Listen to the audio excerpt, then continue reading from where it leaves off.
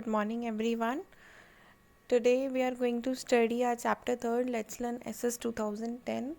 In this previous class we have already studied about the database and database management system. We already knew how many softwares are there to generate database or to manage database, and we have already see the steps to start Microsoft SS 2010 or 7 and Windows 7.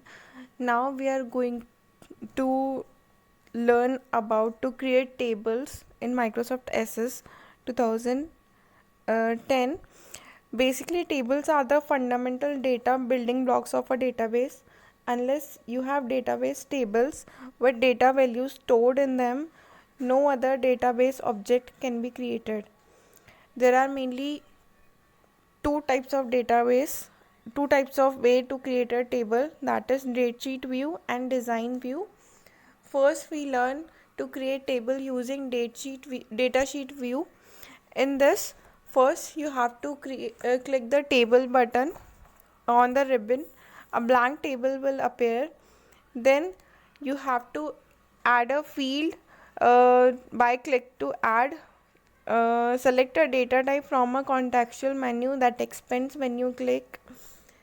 Next, you have to name the field. Once you have selected a data type, highlight the column header so that you can name the field. Enter a name for the field. Repeat steps 2 and 3 for as many fields that you need to add. Next, you have to renaming the field. When you create a new table, SS automatically adds a new field called ID with a data type of auto number. You can rename this field if you wish. To do this, right click in the field and select rename field. SS will highlight the field name to rename it. Enter a new name as required.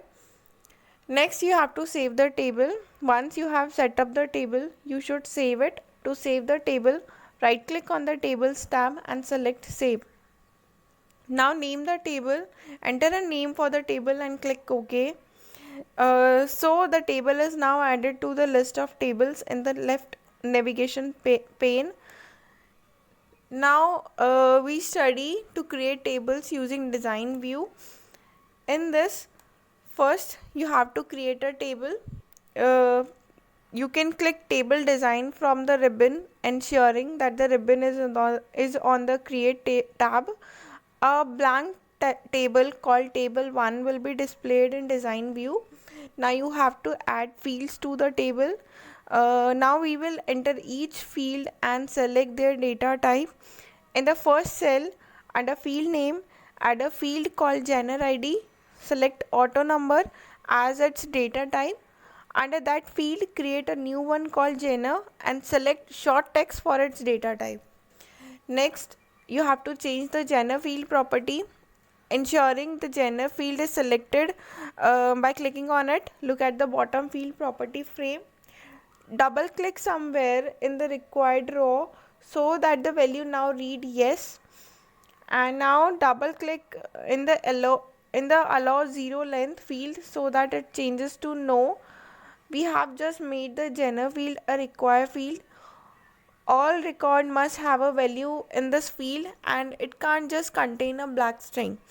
You can also click in the row, then use the small button with the down arrow to change the value, or you can simply highlight the current value and type yes or no over the top of it. Now you have to set a primary key.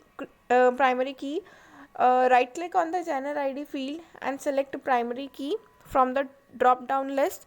This makes the field a primary key field. Once you have done this, you will see a little key icon to the left of genre ID. A primary key is the unique identifier for the table. Each value in this field will be unique. No two records in the table can have the same value in the primary key field. This is why we set it to the auto number axis. SS will automatically generate a number each time a new record is created. Now you have to save the table by clicking right click on the table 1 tab and select save from the drop down list. Call the table genre and click OK.